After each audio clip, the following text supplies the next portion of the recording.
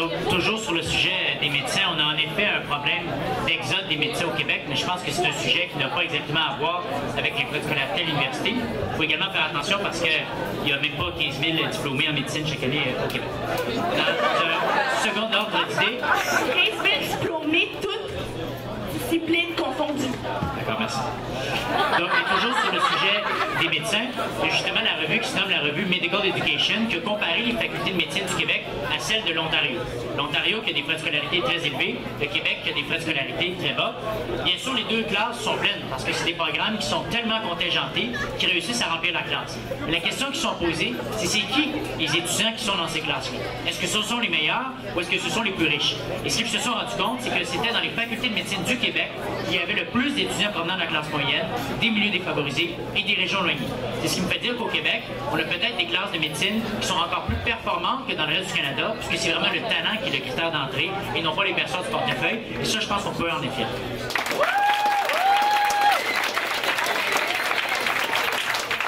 Merci, monsieur. Allez-y. Je sais que ça vous démange. Écoute, ça me picote de partout, ça n'a pas d'allure. Ça n'a pas d'allure. Mais là, On reste dans la question. oui, on va... Non, c'est ça, on reste dans la question. Là, je vous entends parler depuis tantôt, puis je trouve ça intéressant, ça n'a pas d'allure. Mais là, vous, monsieur, là, regardez-moi, là. C'est monsieur Grenier, c'est ça? Oh mon Dieu, ça n'a pas d'allure, vos affaires. Là, depuis tantôt, vous parlez au jeu. Ouais. Je suis ci, la classe inférieure. On essaie de faire preuve de respect même dans le don. Mais la classe, non, mais c'est important, parce qu'on dit la classe inférieure, c'est déjà... J'en fais partie. Ben, c'est pas ça que tu disais. Moi, j'étudie, moi, je travaille 40 heures, moi, je fais ci, moi, je fais ça. Parce que je fais moi-même partie de la classe sociale inférieure. C'est ça, mais ça paraît pas aussi bizarre. Hein? C'est pas moi qui ai inventé les termes. Oui, mais laisse-moi parler. Dans le cours de sociologie, ça oui, ça fait ton cours de sociologie, t'étudies, tu fais 40 heures par semaine. Vous formuler une question, s'il vous plaît. Mais mon commentaire, là, c'est est-ce que vous pouvez sortir de votre bulle? Est-ce que vous pouvez voir d'autres qui vivent des situations difficiles? Parce que vous parlez juste de vous parlez juste de votre situation. Je connais un fils de député, je fais ça. Voyons donc.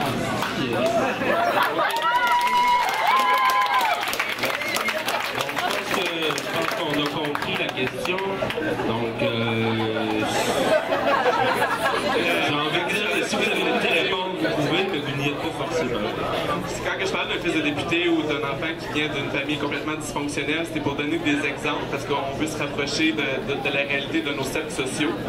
Sinon, écoute, là, je vois que tu as beaucoup d'enthousiasme à prononcer sur un droit de vote. Je t'invite fortement à aller voter à ton âge. Puis, regarde, si tu veux voter pour la grève, je t'en empêcherai pas, c'est ton droit, puis je respecte le droit démocratique. Là. Mais s'attaquer personnellement comme ça à moi quand je suis moi-même excessivement pauvre, j'arrive ici. Mais je peux comprendre, puis je comprends que les autres aussi peuvent prononcer un droit. Si vous êtes contre la hausse, vous avez le droit d'être contre la hausse. Là. On respecte ça, puis on est ici pour avoir un débat démocratique. Alors, des attaques personnelles comme ça, moi j'essaie juste de donner des exemples concrets parce que j'estime avec nos réseaux sociaux et tout, on peut avoir plusieurs types d'amis de classes sociales différentes dans nos amis. Merci. Allez-y, mademoiselle. Bonjour. J'ai manqué le début du débat, je m'excuse si je me répète. Oui. J'ai trouvé intéressant, peut-être pas, vous l'avez peut-être pas mentionné, mais par rapport à des gens qui étaient pour la hausse, qui nous disaient qu'il suffit un peu de volonté si on veut étudier, si on n'a pas les moyens. Je trouve ça franchement ridicule si on dirait ça par rapport au système de santé. Si on veut aller à l'hôpital, il suffit d'un peu de volonté pour avoir de l'argent pour se rendre aux urgences ou whatever.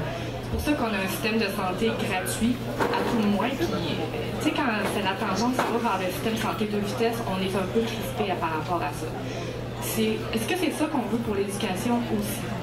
Aller à un système d'éducation à 2 vitesses et à limite privé.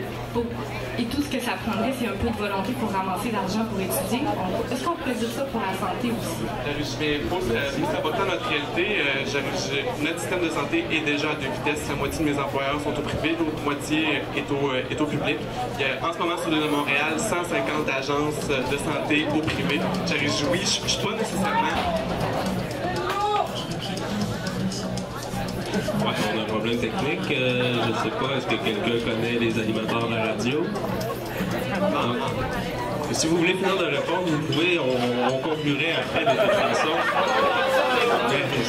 professionnels de la santé, écoutez, c'est sûr que c'est des débats idéologiques. Je pense que je partage un peu le même point de vue que vous sur ce point. Mais tu sais, je peux comprendre qu'il y a beaucoup de pro-grévistes ici en ce moment, puis je vous invite fortement à aller voter à votre âge. Je pense que le droit démocratique prime à bord, puis si vous voulez voter pour un vote de grève, vous êtes en droit de le faire. Genre, on a tous le droit de s'exprimer sur une opinion. Peux-tu juste ajouter... Non, mais je veux juste compléter ma question. Pourquoi l'éducation ne serait pas aussi importante que la gratuité en santé? Pourquoi la gratuité en éducation ne serait pas aussi importante qu'au niveau de la santé? Si on s'entend que l'éducation, ça fait partie d'une société bâtie et prête à affronter l'avenir. Si on n'a pas l'éducation, si on n'a pas la santé, c'est capable. Oui, non, mais je suis tout à fait d'accord avec vous. En fait, en ce moment, la santé n'est plus si gratuite que ça. Là. On a déjà commencé à augmenter les frais. Je vois, moi-même, j'ai dû... non, je ne dirais pas moi, parce qu'il y en a un qui ne sera pas content, mais pour l'ensemble de la clientèle qui doit se défrayer des frais de médicaments et tout, c'est déjà très dispendieux. Moi-même, la santé devrait être un droit acquis. C'est pas normal, comme aux États-Unis, d'arriver à l'urgence avec une jambe brisée puis se faire revirer de bord parce que tu n'as pas le 5 000 pour faire installer un plâtre. Je vois encore en ce moment que plusieurs pro-grévistes qui posent des questions. Je vous invite à aller voter à votre âge. Bon. Éducation à deux vitesses. Le meilleur exemple, c'est la France. La France, les facs sont gratuites. Ça ne coûte pas une scène. Cependant, il y a tantôt ce qu'on appelle les fameuses grandes écoles françaises. C'est-à-dire que pour plusieurs employeurs, ils vont seulement embaucher du monde venant des grandes écoles. Le meilleur exemple, c'est en comptabilité. En France, les 4 plus grands cabinets comptables, soit Deloitte, KPMG, Ernst & Young et PricewaterhouseCoopers, si vous allez sur leur site web carrière en France, vous allez constater qu'ils ne prennent que uniquement des personnes provenant des grandes écoles et ceci est un problème. Alors qu'ici au Québec, peu importe l'université, vous pourrez être embauché par ces très prestigieux employeurs. Juste ajouter, moi j'ai fait un bac et j'ai fait des sessions d'études en Finlande, là où l'école est gratuite. L'université ne coûte absolument rien et tout le monde y a accès. Oui, je peux comprendre ça, mais là, il faut se rapporter à la réalité ici au Canada où l'économie est axée sur les sables bitumineux, sur le pétrole, où on a une économie complètement noire. En Finlande, c'est une économie verte, où les aspects économiques sont accentués sur des choses qui ne sont pas ici. Cependant, si tu veux aller prendre le thé avec le premier ministre Harper, puis le dissuader d'orienter l'économie autrement, qui nous permettrait d'avoir des droits de scolarité totalement à zéro, comme en Finlande, c'est sûr que ça serait le fun, mais en Finlande, la taxe de la population est surélevée comparativement ici. Merci. On va laisser sur la dernière intervention de la dame intervenir le camp contre la hausse. Monsieur qui est au micro, je suis désolé, mais nous allons conclure les débats ensuite, puisque nous avons tous d'autres engagements. Donc, il faut finir à un moment donné, ce sera maintenant. Donc, messieurs, Bureau, Blouin et... En tout cas, pas maintenant, parce que messieurs ne sont pas encore intervenus sur la question d'avant. Oui. Alors, en ce moment, au Québec, on a parlé des soins de santé. Les soins de santé sont gratuits et c'est les gens qui payent, c'est les gens du Québec. Donc, peu importe qu'on soit en santé ou malade, on paye. Moi, lorsque je vais avoir les moyens de payer de l'impôt, ça va me faire plaisir de payer pour des gens qui sont malades, même si à ce moment-là, je ne suis pas malade. C'est une espèce d'assurance collective qu'on se donne. C'est surtout la solidarité humaine qui est, selon moi, nécessaire au bon fonctionnement d'une société. On ne veut pas privatiser la santé, mais pourquoi on privatiserait l'éducation? C'est de favoriser ça. Pour tout le monde, c'est une question de solidarité.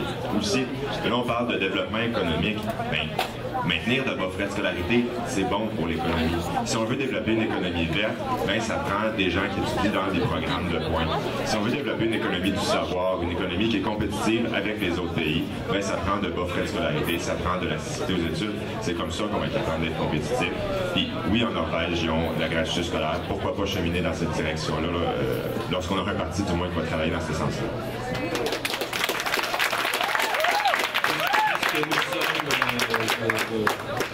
Conciliant. Monsieur, je vais vous laisser poser votre question, qu'elle soit brève, s'il vous plaît. Ben, il s'agit d'une période de questions. En tout cas, on donnera à chacun des camps 30 secondes cette fois-ci pour répondre, s'il désire le faire, et ensuite le débat sera clos.